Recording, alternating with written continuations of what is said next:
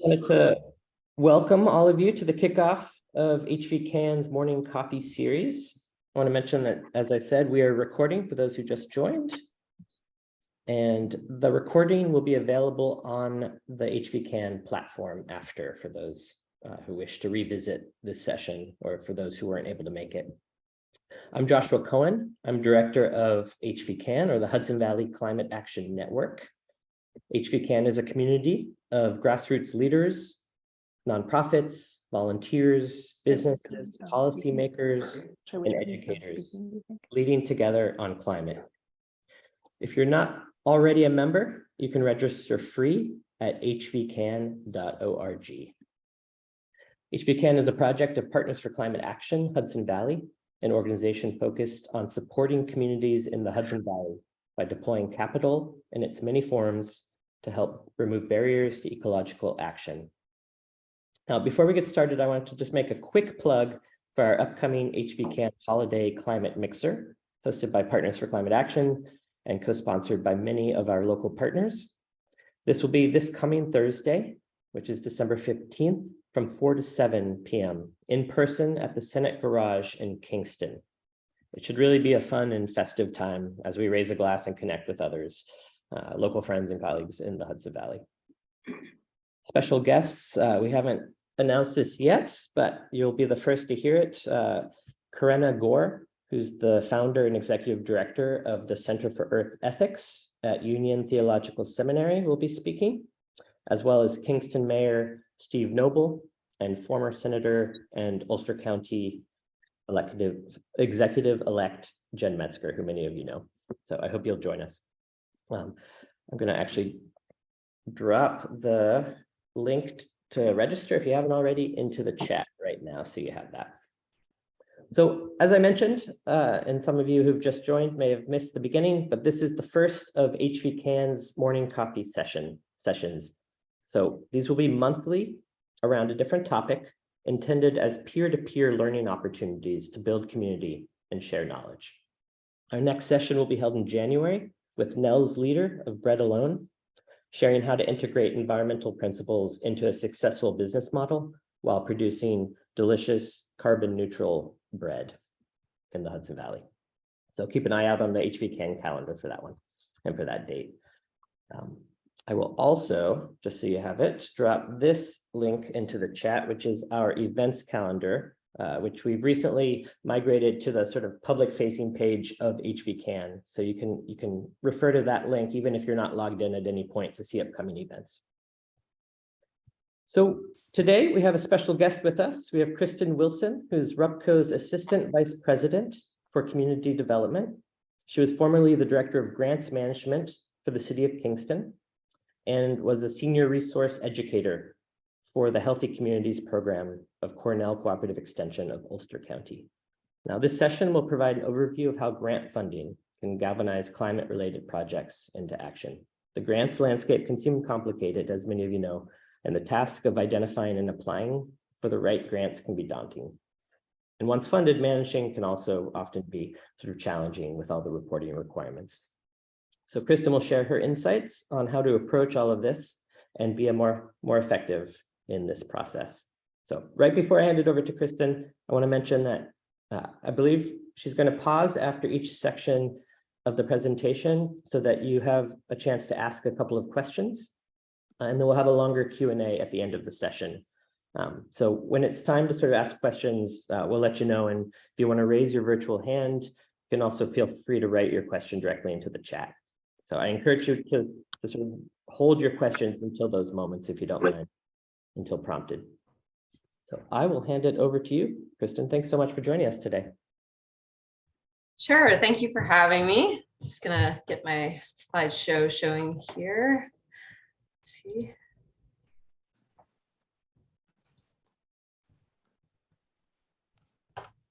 Oh, it's nice to see everybody this morning. I don't think I recognize anybody's name except for Bob Dandrew. So it's very exciting to be connecting with new people.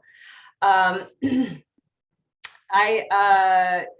just want to say that my background, or kind of most of the work that I've done I went to Bard for a master's in environmental policy, and have been very passionate about action for climate change since that master's and before. And so most of my work has been rooted in how can we create communities, specifically mostly around transportation, but how can we create communities that don't produce so much carbon? So I just wanted to share that. So let's see, I'll move forward here. Okay, so Joshua, thank you for the great introduction. This is just a slide about my past work. And then again, I mentioned that much of my work has been rooted in transportation. And my biggest project that I worked on for over 10 years was the Broadway Streetscape project in Kingston, which if you've been to Kingston and have driven down Broadway, we now have a two-way bike lane along Broadway, as well as bioswales and green infrastructure, and trees and benches, and it really changed the landscape of Kingston to hopefully create more opportunities for walking and bicycling. So that was really my passion project, and I spent a lot of time finding money to make that project happen. So for today, my most recent background, my really most recent background has been finding funding for RUPCO. And if you're not familiar with RUPCO, we are a nonprofit agency that produces affordable housing, and we also are a community development agency. And many of our housing solutions going forward, we're really wanting all of our housing solutions to be super energy efficient. We're working on rehabbing some passive houses in Kingston. One of our newest rental projects in Tannersville will be passive as well. So we're very much committed to the environment. So I've been doing some fundraising or grant writing for projects here in Kingston. Or I mean here at RUPCO, but before that I worked for the City of Kingston for almost 6 years, and learned a lot about finding grant funding for municipalities. So that's actually the majority of my knowledge. I'm less knowledgeable about finding grants from foundations or private sources, although I do have some experience in that as well. So today I will share about the processes involved in finding grants for municipalities and nonprofits. And I hope that you'll walk away with some understanding of the kinds of grants that exist, at least in New York State, for climate change related projects, and also some insights into how that are unique to municipalities when securing and managing grants. So if you don't mind, I thought there might be like more than 50 people here, so I don't think we had time for personal introductions, but I would love to look at the chat and see if I can, if you don't mind, just putting in your name, your municipality or your community or your organization, or if you're a volunteer, who do you volunteer for? One thing that inspired you to take action for climate, and one project in your community that you would love to see funded. And I want to see, how can I see the chat while I'm doing this? Let's see here. Here we are. Okay, great. Okay, so I will browse through that, and if I see anything that may relate to grants that I know about, I might be able to share about those things. So if everyone can just take a quick moment to put something in the chat. I only see something from you so far. There we go. Oh, great.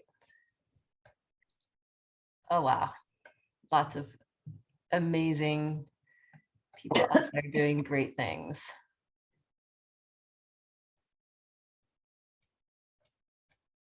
Great. Okay.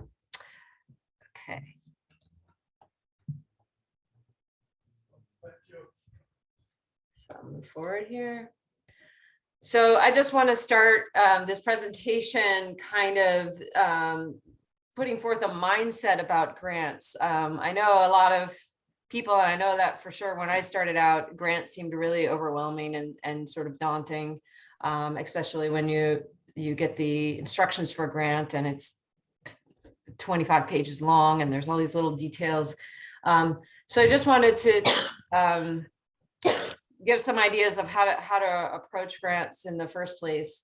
And I sort of think of it as like going on a trip or going on an expedition. In my past life, I worked for Outward Bound, so maybe that's why I think of it that way.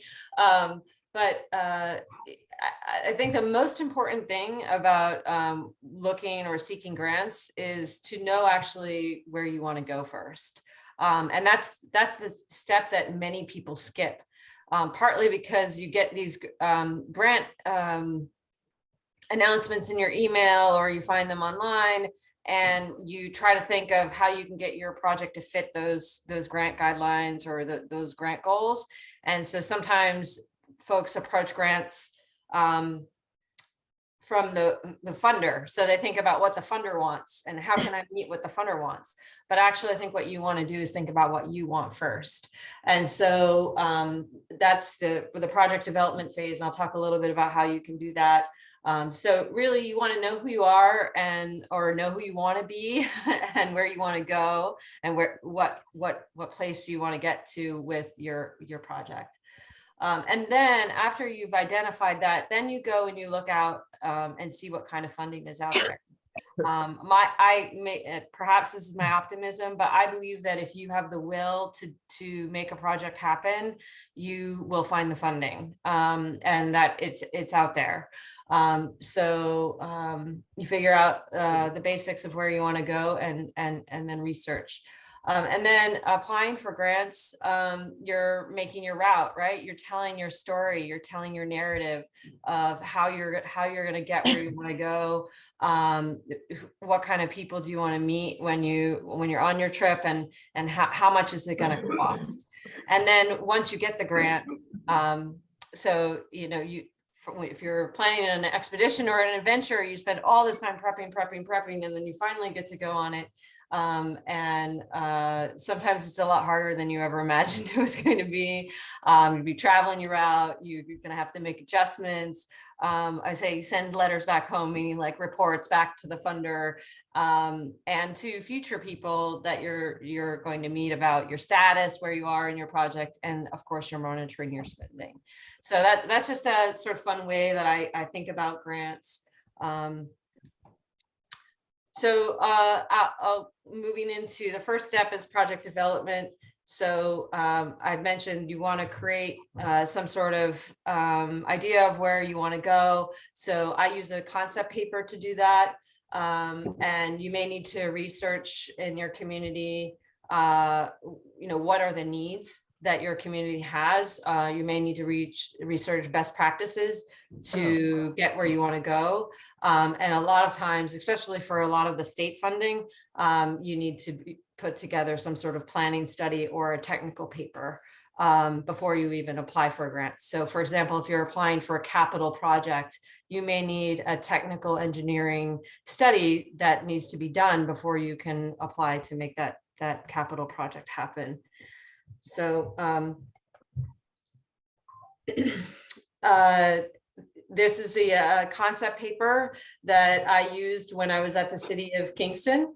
It's very much for the city. It's obviously a lead department, and you want to put together your project, your goal, your purpose, and then you get into the grant opportunity names. Maybe there's more than one grant that you need to apply for to achieve your goal, and then just a really brief description of the activities that you hope to accomplish, and then of course the grant budget. How much is your project going to cost? And this was a mistake we made at the City of Kingston when I first got there. We just went out, we applied for many grants, and then we got them all and we were like, who's going to manage this? So you want to think about that, like who's going to manage this project if we get this money, and how much is it going to cost for that person to work here, all those sorts of things. So I'm going to stop here and just give folks an opportunity to ask questions. Let's see if I'll pull up the chat and see if I can see if anybody's raising their hand.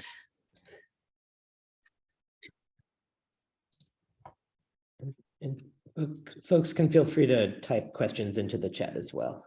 Yeah, so you can type questions into the chat or raise your hand.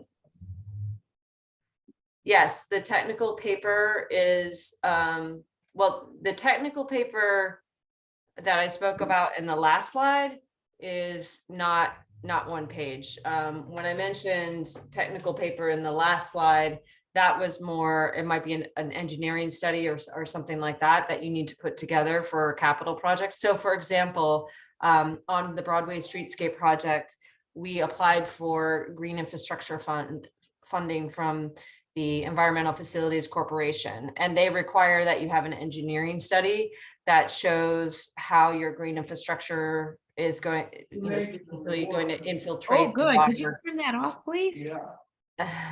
And Just hot water. Okay. I need to mute this person. Yes. Let's see who that is. So the technical paper is different. This is a concept paper, and the concept paper would be about 1 page. You want to keep it to 1 page. It's also something that you might use to communicate about your project to other stakeholders that you're trying to get bought into applying for the project. So for example, if you're working with a municipality and you need to get your legislators or your common council, your town board on board with applying for the grant, then you can use this concept paper to do that. Any other questions? Looks like Jack. Jack? Yes, I just applied for a grant through the estuary program for technical assistance for an NRI that we're working on. And nowhere in the process did it say whether it was one grant that was going to be issued or a handful of grants. Is that typical? Usually it's one grant that you would apply for. It was the DEC estuary program. Yes. And what, do you know the name of the program? It was the estuary program. It was just the estuary program. Right. Yeah, I mean, typically, I'm drawing a little bit of a blank on that program. I have applied for that program in the past. But yeah, it's typically one grant program that you're applying for, and you applied for one project. So it won't be a number of grants going to other municipalities. Oh, I see what your question is. Yes. Yes, they typically they will have multiple grants. So you are likely competing with other municipalities. And let's say, I don't know how many grants they're offering this year. There may be 20 people will have applied and they will give out 10 grants. Okay. Yeah, it didn't say. That's why I had the question. Yeah, I don't remember that grant specifically, or that program specifically, but yeah, typically more than one will. Okay, thank you. Yeah. Will the documents be shared with the group? Yes, I can share the documents themselves, like this document as a Word document. I can share that with Joshua. You can share that with the group. Great, I'd be happy to. And just a quick note, if you're not asking a question, if you don't mind keeping yourself on mute, just so we can cut down on some background sound. Thanks. Great. I'm going to move to the next slide. So identifying grants. I'm going to share a little bit towards the end of this slideshow about the CFAs, which is the Consolidated Funding Application Process for municipalities. It's where many of the state grants are accessed. It happens once a year, but aside from that, just a few tips about finding grants. I don't, there are grant places like the Foundation Center that you can pay for, and they have a consolidation of all the grants and funding sources that are out there. My experience with those is that sometimes it can almost be a little bit too overwhelming. There's just too much information.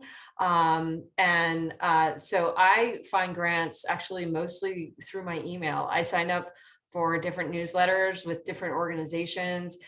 With the state agencies, you can sign up for the Grants Gateway and get email alerts about state grants that are coming out. I follow a lot of organizations on social media, find grant opportunities that way. And then professional organizations, like if you're in the planning profession, through the American Planning Association, or advocacy organizations will send out emails about, I'm a lot of bicycle advocacy newsletters. So those are a lot of ways that I find them. And then Google searching, if you're, very specific to your project. More recently, I was looking for funding for a landscape design project. So just really honed in on that. And again, I just truly believe if you know what you want to do, what you want to accomplish, I feel like the universe will bring you those opportunities, and almost present them to you in kind of abundance. So that's my philosophy around finding grants. There's 6 types of funding that I know of, or that I'm familiar of for grants. There's local government funding. So through your local government, for example, in the City of Kingston, we have CDBG funding, which is Community Development Block Grant funding that gets funneled. It's ultimately from a federal source from HUD, but it gets funneled through the City of Kingston. State government, I'll mention the CFAs towards the end. Federal government funding through agencies like the EPA, HUD, USDOT. So there's those sources. Foundations. We have a foundation that's supporting this network, and local foundations, and then obviously there's large foundations like the Robert Wood Johnson Foundation or MacArthur Foundation. Private companies are also another funding source that sometimes people don't think about. So like Lowe's, I think, has a grant that they put out for home building. I'm trying to think of others. I know, for example, when I was working at Cornell Cooperative Extension, we found there was a company called AstraZeneca. I think they were like a pharmaceutical company, but they had this side funding source for public health. We applied for that. So sometimes you can find opportunities through private companies. And then obviously advocacy and professional organizations. When I was at Cornell Cooperative Extension, we got a grant through the American Planning Association for public health, for creating opportunities for public health through environmental change. Yeah, sometimes you find opportunities in those last 2 categories are, sort of opportunities that you do have to seek out, or might come to you through one of those random channels like email or social media. So I'll stop now and answer some questions again. So if you have any questions, feel free to raise your hand.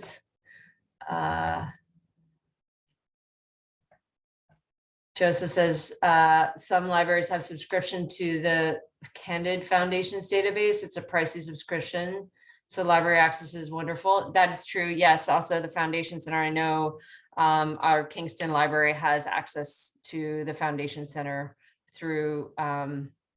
It is kind of pricey to join.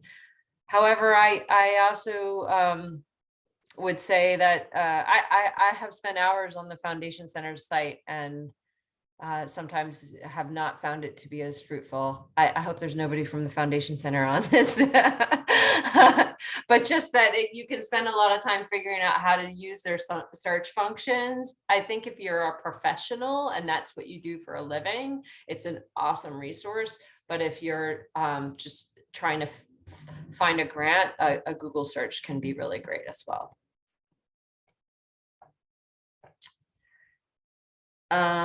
Any other questions? Okay, I'm gonna move on. So let's see here. So now you have found, oh yes, Jack says I found subscribing to the DC newsletter helps to keep you informed for grants. For sure, definitely.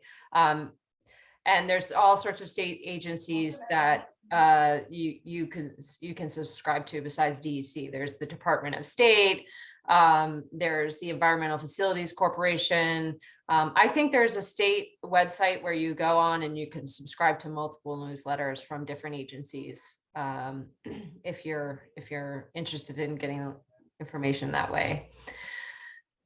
So now, Katie asks, are there grants for early stage planning? No finished design now for a municipal building or park? There are, and when I get towards the end of the presentation, I will share some of the different agencies for different kinds of grants. There are definitely early stage planning grants.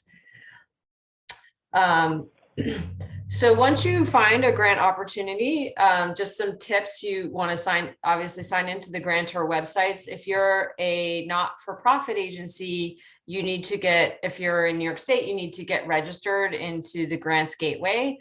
And that can sometimes take up to 6 weeks.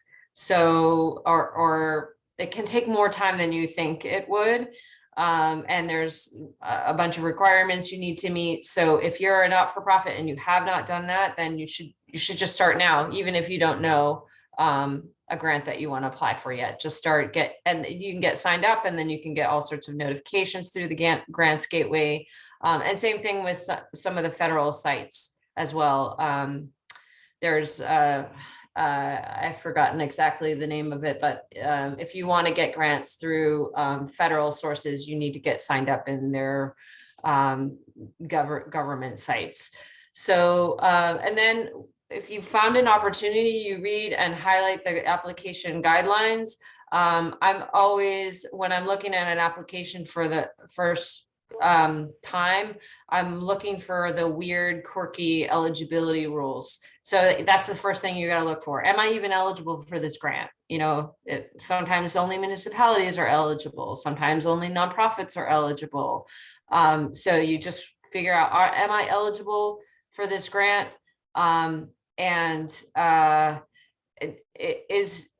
Is it going to meet what I want, what I need my project to do? Am I going to be able to use this funding to do what I want my project to do? And then I have a grant application matrix that I'll show on the next slide. I'm going to actually just move on to that right now. Let's see, or maybe I took out the grant application matrix. Oh, I did. Well, I do have a grant application matrix that I can share with you. I'll share it with Joshua, and he can share it through email. And basically, the grant application decision matrix that we used at the City of Kingston, we got a lot better with this over time, because one of the things that you can end up doing is applying for a grant. Like, so for example, especially if you're a small nonprofit, you might apply for a grant, like a small one for $5,000. And then the grantor has this ridiculously long list of strings that come attached with that $5,000 grant. So yay, you got $5,000, but then you have to have a staff member spend half of their time trying to meet all of this this long list of demands that the funder may have. So built into this grant application decision matrix, sort of have like what is the value of this grant to your organization, and what is the time that it's going to take to manage it, and is the grant really worth it? And then also looking at the time that you're going to spend putting the application together. How competitive is the grant? So for example, Jack asked about how many grants will the estuary program award. It is nice to know that ahead of time. And are you going to spend a month putting together an application for a 1 in 100 chance that you might win it? And is it worth it for your organization to spend their time doing that? So that's some of the things that this decision matrix that I can share with you later gets to. And then once you decide that you're going to apply for this grant, I always start with the budget. And the reason I start with the budget, yes, you have some ideas, you have your concept, and then sometimes those ideas for your project are really pie in the sky. And often, especially if you're working with the community or with a group of people, there are many things they may want to accomplish. But when it comes down to it, the budget is always smaller than you want it to be. And you need to pare down the goals of your project, or kind of rein in the vision, or some of the extraneous ideas that community members, organizational members may have, and figure out, okay, what can I do with this pot of money? So that's where I always start before I start writing my narrative. Just like, what are we going to accomplish? What are we going to accomplish with this project? And what are these specific needs that we have tied to money? And then you at least with the City of Kingston, we had to have an and I think this is true across all municipalities in New York State. You need to have an authorization to apply from your municipality.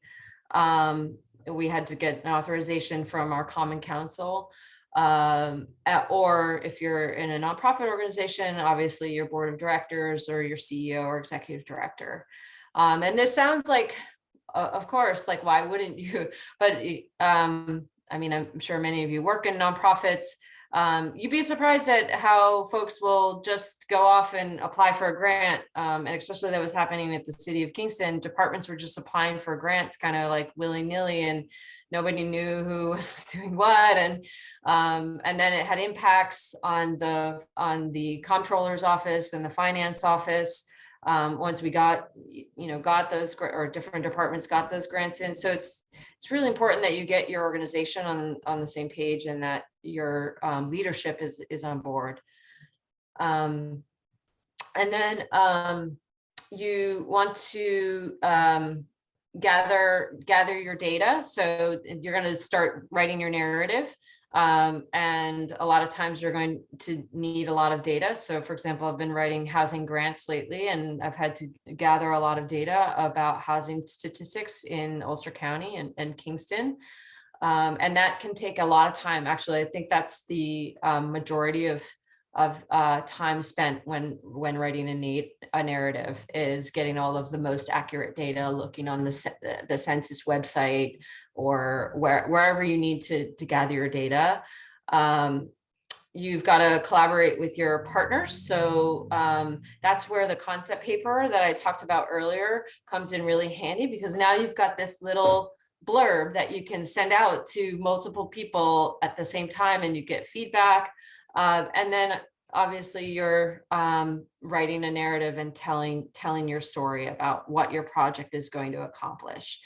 And one of the things that I always do when I'm writing a grant is I have the grant instructions right next to me, and I'm highlighting one, whatever it is, the answers that they want to hear, I answer that in the narrative, almost like an outline. So you just want to make sure you hit all of the things that they want to hear.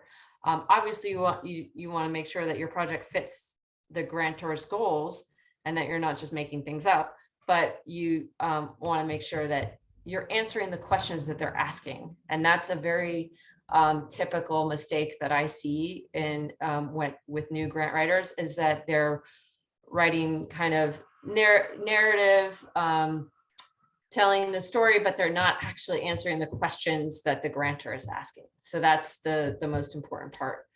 And then you're going to be getting letters of support. A tip for that is I always write a draft letter of support with some gaps where somebody could add something if they'd like. But most, in my experience, if you want a letter of support, you got to write it for the people that you're asking it from. And then I always plan to complete my submission a day ahead, because especially with the grantor websites these days, there's always some sort of glitch or something that happens, and you just want to make sure that you're all ready to hit that send button when it's time to. Lindsay asked a question here about how to estimate person hours of time to pursue a grant app and then to manage it. This is needed to estimate personnel costs to the organization. It's a really great question. For pursuing a grant application, it is very difficult to estimate because it also depends on the skill of the people who are writing the grant. When I was writing my first CFA, another planner that I know, actually some of you might know her, Jennifer Schwartzberkey, she said to me, for any CFA, you should plan at least 40 to 60 hours. So, and she was pretty right. As far as just gathering all, and CFAs are probably the hardest grants to write, the hardest state grants to write. There's just so many requirements. But it really depends on the grant application. I'm also often doing a lot of writing in my head before I even sit down.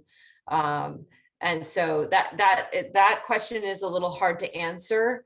But for managing a grant, I typically put in for a municipal project, and whether it was a planning project or a capital project or a program could be a little more intensive, especially if you're working with youth. But for a planning or capital project, I would typically put in 4 to 5 hours a week. And that's how I would estimate it. I would say 4 to 5 hours a week over a year or 2 years time, or however long the project would last. And we also sort of had an unwritten rule, well, at least I did in my head, that no project manager at the city should have more than four or five projects. Really 4. Felt like once they got beyond having more than 4 grants in their portfolio of work that they were doing, it started to get unruly. So let's see. Jack says, I'm not sure what you mean by letters of support. So a lot of grant applications will request that you get letters of support. And that's a way of people in your community showing that they support your project. So for example, the Broadway Streetscape project in Kingston, when I was submitting funding applications for that, I needed to show that we had the support of our county executive, of our hospital, of our community organizations.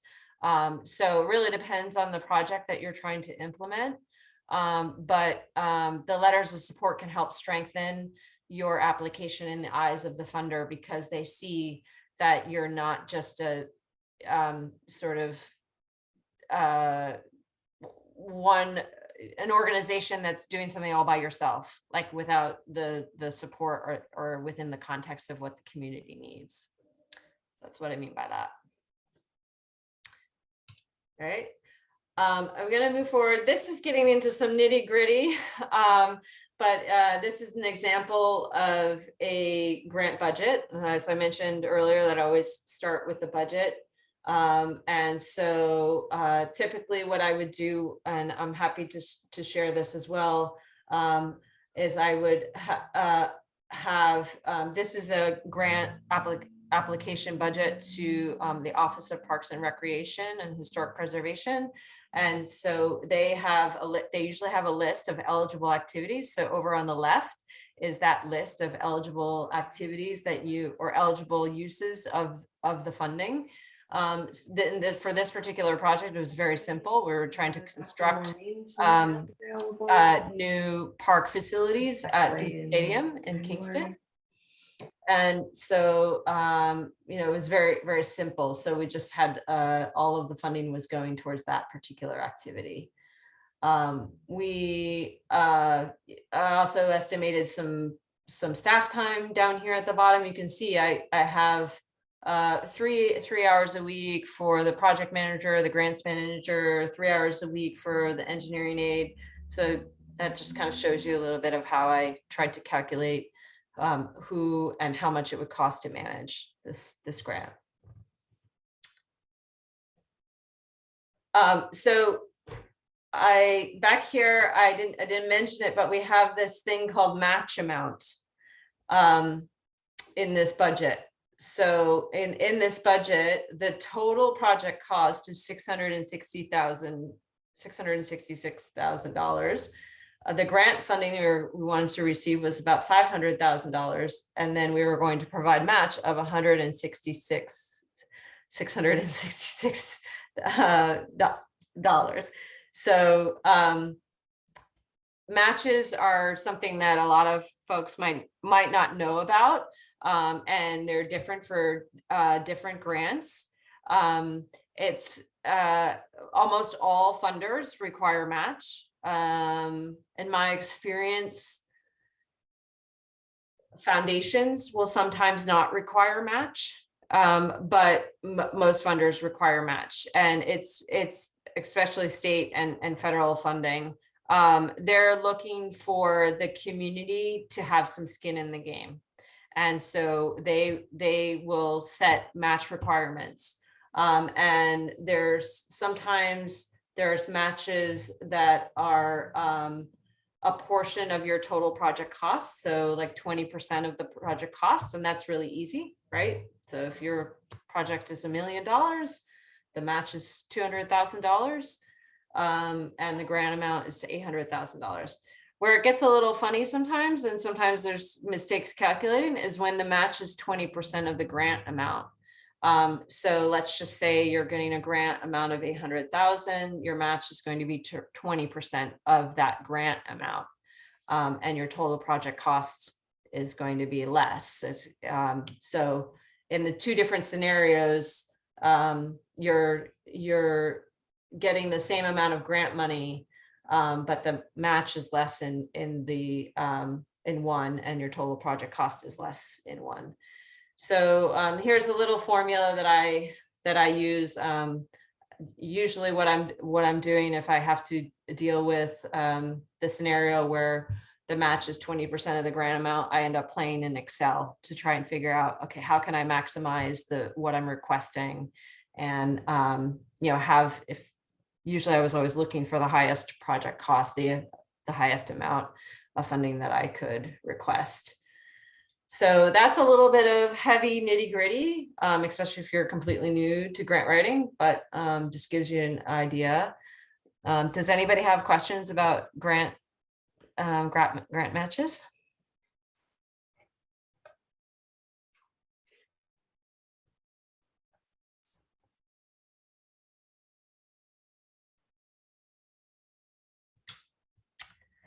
Okay, the next slide is a little bit about grant matches, and this is really like an art It sounds like it should be simple, but it's completely not. And I remember having a conversation with Dennis Doyle, who's the planner for Ulster County, and he's like, yeah, I just don't know how, sometimes when you're trying to match grants to grants, it gets really confusing. So here are just sort of kind of some rules. So when I say matching grant to grant, it means like, let's say, for example, Jack was getting a grant from the estuary program for his NRI project or natural resources inventory project, right? I imagine that's what that was for. So you're getting that from DEC. I'm going to just pretend that they're providing 80% of the project cost, and the other 20% the community has to supply. So that's a state funding source through DEC, and they may they will require a community match, whether it would have to be local or federal. So you typically cannot match state funds to state funds. So for example, you couldn't get funding from the Department of State to meet that match for the DEC grant. You'd have to find like maybe EPA funding you could use to fill that match, or you could use local bonding, or local funds. So that's a little bit of a game to play. And sometimes if you're applying for state grants, so for example, through the Environmental Facilities Corporation, I had some funding through them for, it was the Broadway Streetscape project, and it was the green infrastructure funding.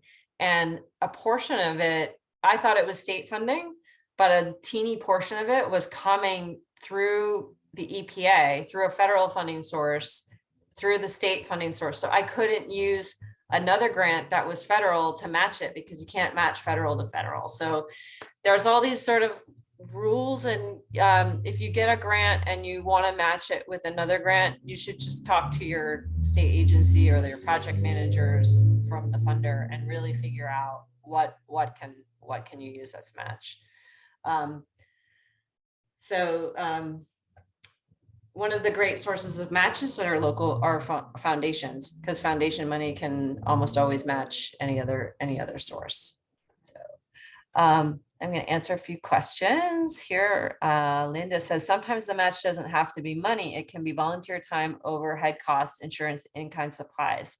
Yes, that is true. And a lot of times we would use staff time as in kind, meaning staff time. Staff members would need to log their time on the project, and then you can submit their hours as match. And also, yes, any volunteer time, I've also done that as well. I've had volunteers log their hours and provide that as match to a project. It says how to estimate in-kind volunteer hours when you don't know how the process will go, or who you'll need to work on it as it progresses. It is really hard. So I'm just going to choose Jack's example again, the natural resources inventory, because I know at the City of Kingston, we did a natural resources inventory, and we had a lot of volunteers work on that project. I think just when you're writing the grant application, you have to just do the best you can at guessing. And with volunteers, 2 or 3 hours a week over the course of the project, just like what I did with staff time here, you just sort of figure out, well, for volunteers also, there's a estimate of volunteer time. So if you look on Google, you can find there's a New York State sort of estimate of volunteer time. So you would use that as your dollar amount, and then you just try to do the best you can. And then if you get the grant, I mean, ultimately if you get it, then and volunteers are working on your project, volunteers may come and go, but you'll probably meet your goals, and just sort of trust in that, or make it happen. So and then the next stage is you get the grant. Okay, so now you've submitted your application, and just be careful what you wish for. So many times I'm very excited to get the grant, and then I was like, wow, this is actually really hard. And sometimes when you get a grant, a lot of other people, it just brings a lot of buzz and interest, and there's usually some sort of press release, and then other folks may want to have part of the project or part of the grant. At least in the municipalities, you'll need to have a resolution passed by the municipality accepting the grant, and authorizing the executive team to execute all documents. And then if you're working in a nonprofit organization, each nonprofit may have their own policies or rules around accepting grants. As I mentioned earlier, you're going to want to identify a project manager in your organization or your municipality. There will be a period of time where you're executing a contract with the funder, and that can be, sometimes with the state, it could take up to 6 months to execute a contract. With foundations, maybe a month, but it can add time to your project. You're going to want to get finances in order. So whatever your financial practices are in your organization, at the city, we had to create a special account for the grant, and then also set up a cradle to grave system for tracking your grant documents. This is the sample that I used. Really, it was, starting from the application process, through all of the different steps of managing your grant. And I'm going to answer a few more questions here that are coming in on the chat. Is grant money granted in increments? Oh, Jack, that's a great question. So with state grant sources and federal grant sources, well, with state grant sources, I actually think we should start calling them reimbursement programs instead of grants, because they're not necessarily, when people hear the word grant, they think, okay, I just get the money and like, boom, I'm going. But with the state grants, it's a reimbursement system. And so your organization or the municipality needs to lay out the money first, or do the work first and then request reimbursement. So for a municipality, that's less of a challenge. For organizations, for nonprofit organizations, that can be a big challenge, because you've got to have the money to lay out before you can get reimbursed. So yes, grant money is often granted in increments. The pay rate for volunteers is generally based on minimum wage rates. No, it's not. It's actually quite high. I want to say it's $25 to $30 an hour in New York State. So if you just Google volunteer, I've forgotten the exact words, but volunteer rate in New York State, there's a website where they calculate that on an annual basis.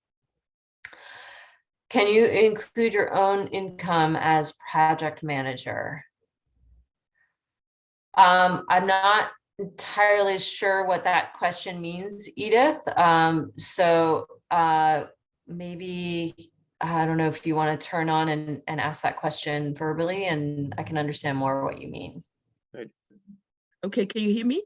Yeah, I can hear you. Okay, great. Thank you for all this. It's really helpful. I mean that in the budget, particularly, I mean, you've been talking about how you have to identify a manager, et cetera. Let's say I would manage a project myself, say for a few hours a week. Could I put in my income there as the manager of the project? My experience, I'm from Europe, is that that's not possible, but maybe that's different here. What I hear you say is that it is different, that you would actually budget in the income of the manager, right? Yeah, I mean, typically, I mean, honestly, it's how I funded most of my job when I was at Cornell Yeah, Cooperative okay. Extension. So we use grant funding to be able to fund my income for my job there. And then at the City of Kingston, we you know, obviously city employees were funded first by the city, but we would use grant funding to replace some of the funding, the city funding for staff members' time. And also staff members' time can be used, as we mentioned earlier, as in-kind for a match. So you would basically allocate a certain amount of a staff member's time to a grant, and then you could either get reimbursed or supplied as match to a project. Yes, and thank you, Linda, for putting in the link there for the independentsector.org for the volunteer time equivalent rate. And I think there's also, it might be on that website, but there's a rate that's specific to New York State, and it's a little bit higher than the national rate. All right, I'm going to move to the next slide. So I'm not going to go into super detail. We have Joshua, we have until 10, is that correct? That's correct. Okay, all right. So I may start to speed up a little bit here. Once you have your grant, you know, typically you are using staff time to manage your project. You may be procuring vendors you may be procuring like planners or engineers or consultants or educators or experts in the field. You may be procuring equipment or tools, that sort of thing. So if you're working for a municipality or you're working with a municipality, just know that the procurement policy for municipalities is a bear.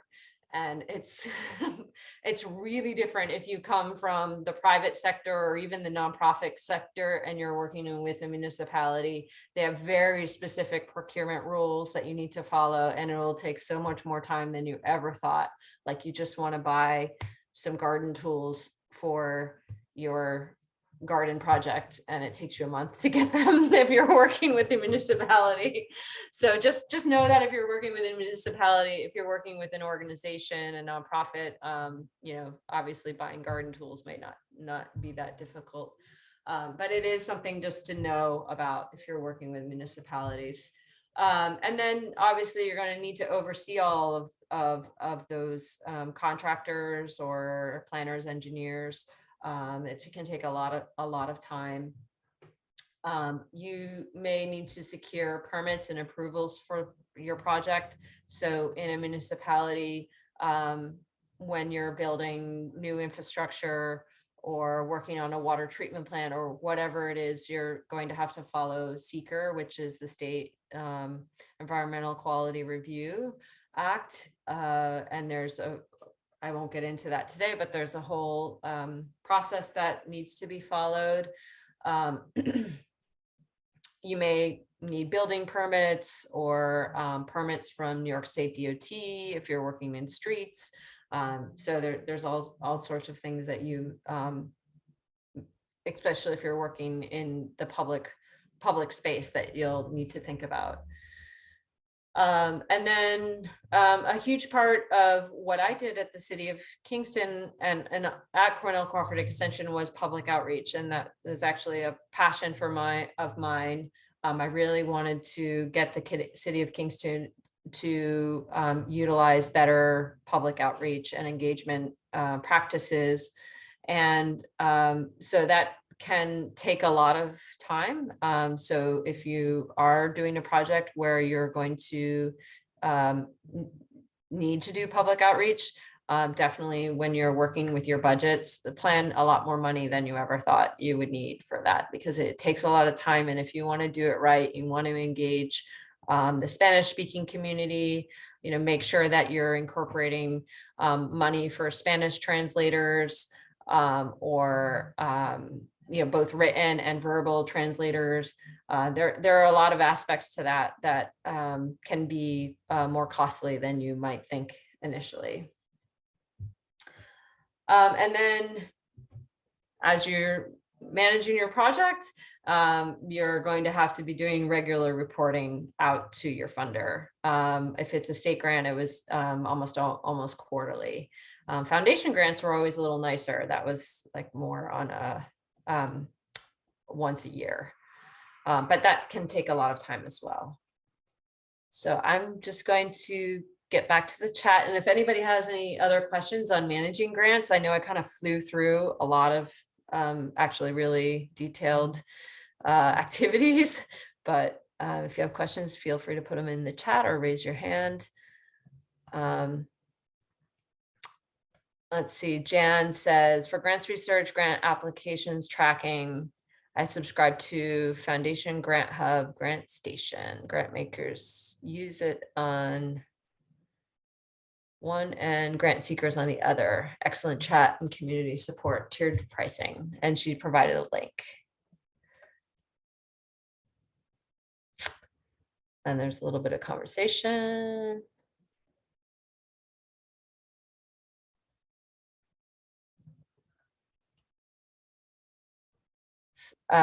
Sonia asked, can you explain federal competitive procurement requirements for contracts and subawards? That's a very deep question. I am not super familiar with federal competitive procurement requirements. What my experience is, I mean, I'm very familiar with working with federal funding. My experience is that funders, both federal and state funders, will typically defer to the local municipality to follow their own procurement policy. If you're a nonprofit organization, you might not have a procurement policy that is like a government procurement policy. So you may need to research heavily the federal procurement guidelines and make sure that you're following them.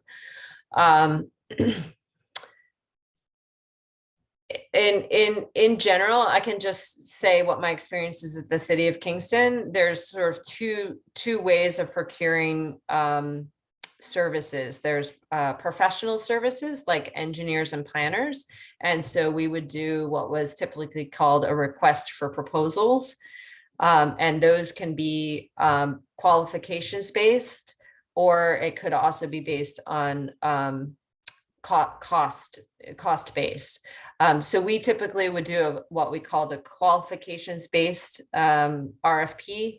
And especially for the transportation projects that I worked on, which were overseen by DOT, where we would get federal funding sources, we would receive proposals from different engineers and then evaluate them based on their qualifications. We would have a group with criteria, and they would do an evaluation. And then we would choose the best engineer, and then we would negotiate the price with them. So that's one example. On the other hand, with a capital project, those are typically done by a bid, and the city would put out a bid, and then the lowest that was cost based, and the lowest bidder would win the project. So that's just a little bit about my experience. To get into federal procurement, that's a very deep topic. All right, I'm going to move on to my next slide.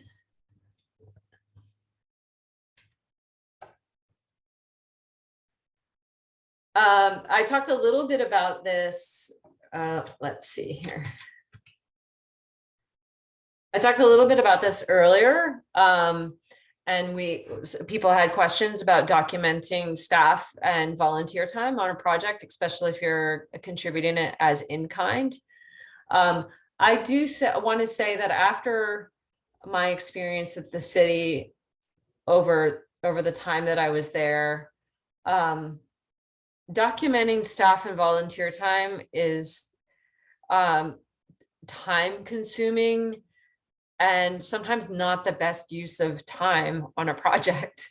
And so over time, in the beginning, we used to put a lot of staff and volunteer time on grants to try to meet the match. But over time, I found it more useful to find the cash and try and do that instead of having to spend all of that time documenting your time. However, sometimes that's, especially if you're a not-for-profit and you don't have access to bonding nor other city funds, to meet the match, you've got to document your staff time. So one tool that we used was called Clockify. It was a free tool, and you could also sign up volunteers and create a project, and you can basically sign up a team on that, and then you can have both volunteers and staff logging their time there, and it would put it into an Excel spreadsheet. And so that was the most useful tool that we use to clock our time on projects.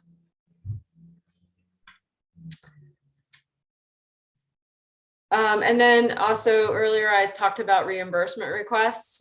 So with state funding sources and federal funding sources, you're often having to submit regular quarterly reports as long as reimbursement requests for the funds that you've expended. And then hopefully you get to the end of completing your project that is going to reduce carbon emissions, whatever that is.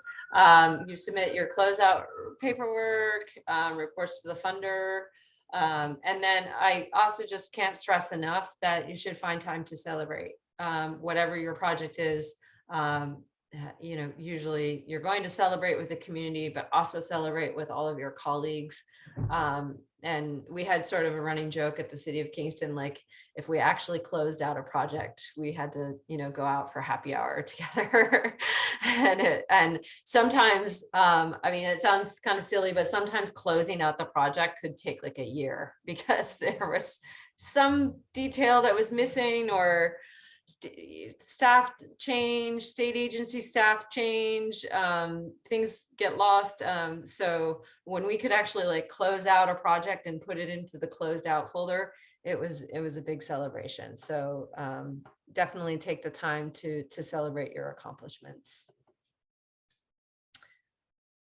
So now I'm going to kind of very quickly, and I'm going to share these slides with, obviously, you can watch this again, but I will share them with Joshua to people can have access to them. So I mentioned the New York State CFAs many times earlier in this presentation. They're usually announced in May and they're due in July, which is not really great for summer vacation. But they are a wonderful source of funding for many different programs through many different state agencies in New York State. And one of the reasons they set it up was to be able to have municipalities and organizations combine different sources of funding from different agencies for the same project at the same time. So for example, for the Broadway Streetscape project, we had federal, we had 5 sources of funding. We had federal DOT funding and then we had NYSERDA funding. We had New York State Environmental Facilities Corporation funding, and we had DEC Climate Smart Communities grant funding.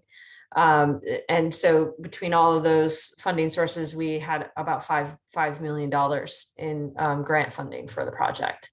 And 2 of the sources, the EFC and the DEC Climate Smart Communities funding, we won through one CFA, and we applied for both funding sources at the same time for the same project. So that's sort of the beauty of it. It also means it is a lot of work.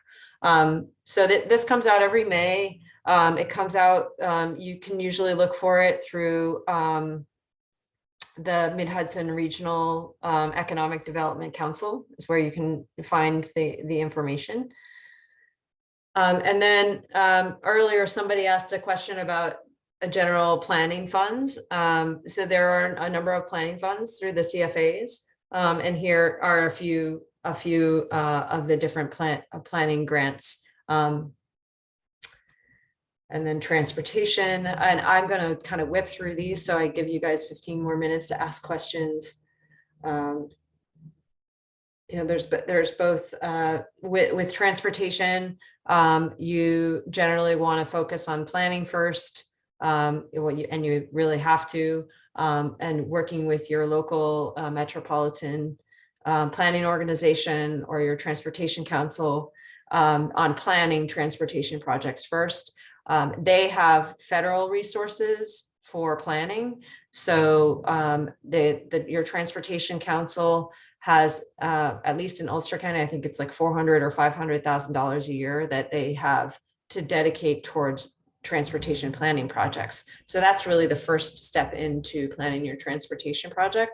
And then the other sources are more for implementation. So here's a list of sources that I have used in the past for different transportation implementation projects in Kingston. Water and sewer projects. The Environmental Facilities Corporation is a place where if you're wanting to work on water projects, either your sewer treatment plant or if you're looking to reduce stormwater runoff. Waste management, there's a number of different programs for that through the DEC. Emergency funding, FEMA, ARPA, if you're not familiar with ARPA funds, that's American Rescue Plan, American Rescue Plan Act, and millions of dollars were dedicated to municipalities, and municipalities are deciding how they're using those funds. And it's sort of, gosh, what was the, it's those funds that, like, there was a big splat. For example, I think Kingston got $17 million and Ulster County got $34 million. And so when it first came out, there was a huge announcement, everybody was paying attention. And then now as time goes on, folks aren't paying as much attention. But if you have a project in your community, you may want to ask your municipality about those funds, because they are often available for not-for-profits to use. EV infrastructure, there's a couple of grants through the DC and NYSERDA. If you're looking to put in EV charging stations in your community. Landscape design, I'm always curious if anybody else, I find this to be a hard place to find funding, but here are a few sources. Parks and recreation. There are a lot of parks grants out there, especially if it's for kids. There's a number of companies that may support your project. A lot of times with parks projects, you can cobble together many different sources. Waterfront development, the big program, especially in the Hudson River, is the New York State Department of State local watershed. I've forgotten what revitalization plan, local watershed revitalization plan. If your community doesn't have one, they can get planning funds through the Department of State to create one. And then once they've done that plan, then they can get access to more capital funds. Municipal infrastructure upgrades. Here's a couple of different programs. Maintenance of older structures and buildings. New York State Parks and Recreation has a historic preservation grant that you can get access to. Housing, again, the main source of funding for housing is, and I'm still learning the housing funding world, is New York State Homes and Community Renewal. And they have a bunch of new programs and subsidies for home ownership. So if that's something that your community is interested in, well, contact me at RUPCO. Can talk about it.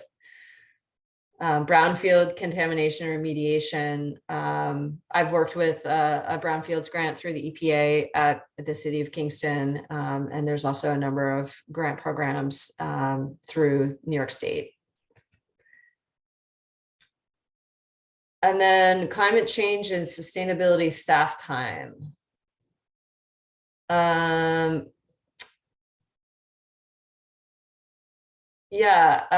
So I think I was saying that the municipality needs to have skin in the game. I do know that actually one of the grants through the DC, the Climate Smart Communities program, requires a 50% match. So that's a lot of skin in the game. Again, I think that this, I was thinking about staff time of working on a climate change project. And I do encourage, working with local foundations or high net worth individuals to fund the staff time and then find the state grants or the federal grants to just like do the actual project. And so that's the end. I'm going to go back to the chat here and see if there are any other questions. And Kristen, thank you so much for that. I wanted to just add one additional resource you mentioned on your landscape design slide with trees, and that being sort of a weak area in terms of grant funding. I just wanted to mention our ecological restoration grants program at Partners for Climate Action. It's sort of one that we have open right now. We are going to be announcing grant recipients and awards in January. So that's something you could add to your list. Oh, okay, great. I would love to add that. Yeah. So I'm not sure when the next round will be, but we'll be. Yeah. This what round. I've found with landscape design, and it's really sort of disappointing to me because if I could do it again, I might become a landscape designer. That was the part that I felt really passionate about with the transportation projects that I worked on, and then also with our housing projects. And I have a picture here of our Energy Square in Kingston. The landscape design always seems to be, it's landscape design and art always seem to be like the afterthought. And sometimes I think, we should be thinking about our outside spaces first, but we do kind of all the hard infrastructure. And then we're like, okay, maybe we'll put some plants here.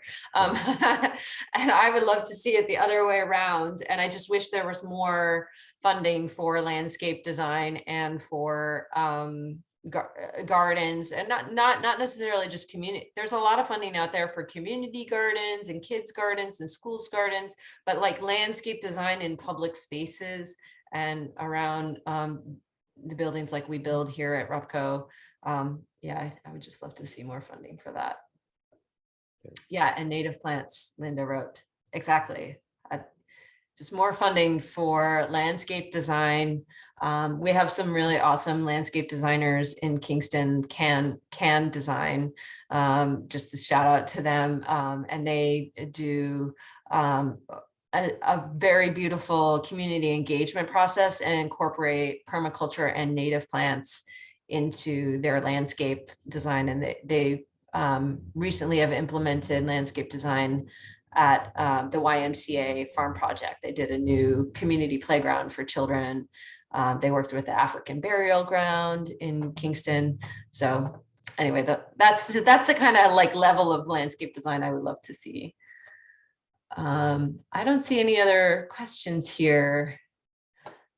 I'll just open it. I think we have about 9 more minutes, so I'll open it up for any questions that people may have about any aspect of, I know it's a lot of information.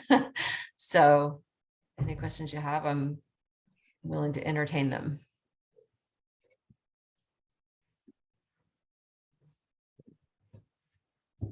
And if anyone wants to take themselves off video and raise their hand as well and ask a question. It's like Joe has a question. Actually, a comment. Thank you very much, Kristen. This is really, really helpful. Really appreciate your expertise and your knowledge and sharing it with all of us. I just wanted to mention that I happen to be a library board trustee as well.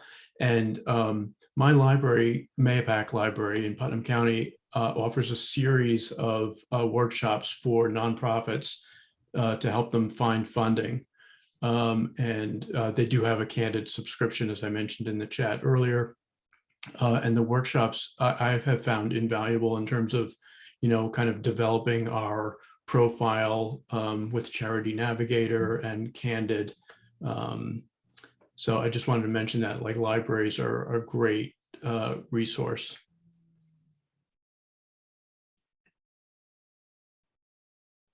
Thank you for that.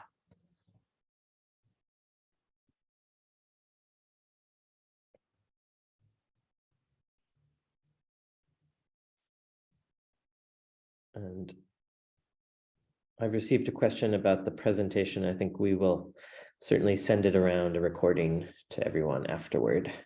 So keep an eye on your email for that and other resources. We'll try to add some of the links that have popped up in the chat during this conversation as well. Yeah, I also think that I think Paige was working on putting together at Partners for Climate Action a sort of grant resource list of grants. I don't know if Bob is still on, if he knows anything about that. We do have some resources up on the HV Can in the resource hub. Okay. Would you like to direct us to, or just tell people where to find those specifically?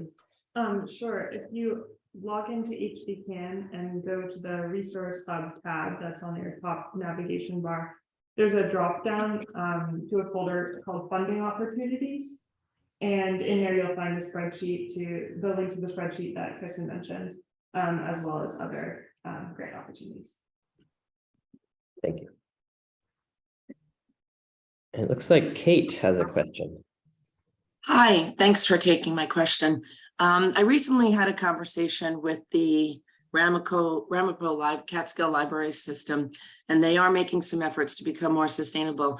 I'm wondering, with all their member libraries too, I'm wondering if Joseph could share in the chat or send it to me later, the information about what the Mahopac Library offered in funding, because I think on this side of the river, 3.5 counties would be interested in offering something like that, and then that could help move the needle for their own libraries. Thank you.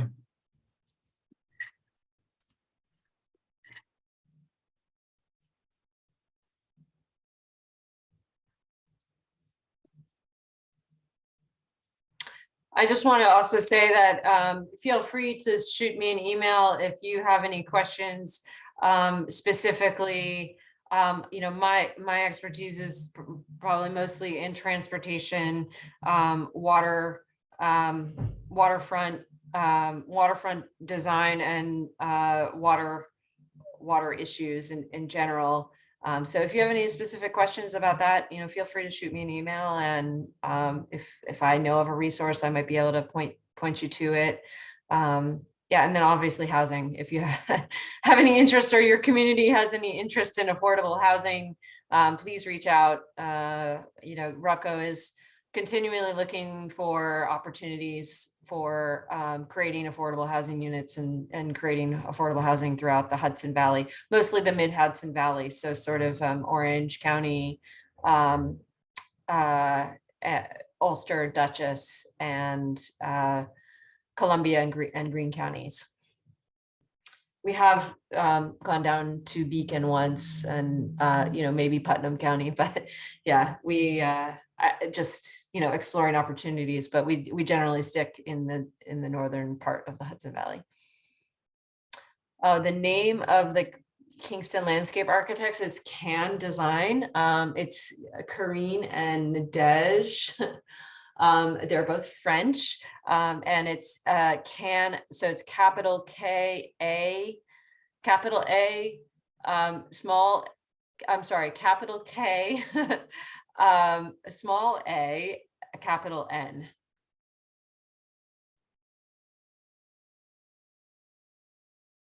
And if you're really interested, you can also shoot me an email. I can send you their contact information. It's like Kathy Chow has a question. Hi, Kathy. Hi, Kristen.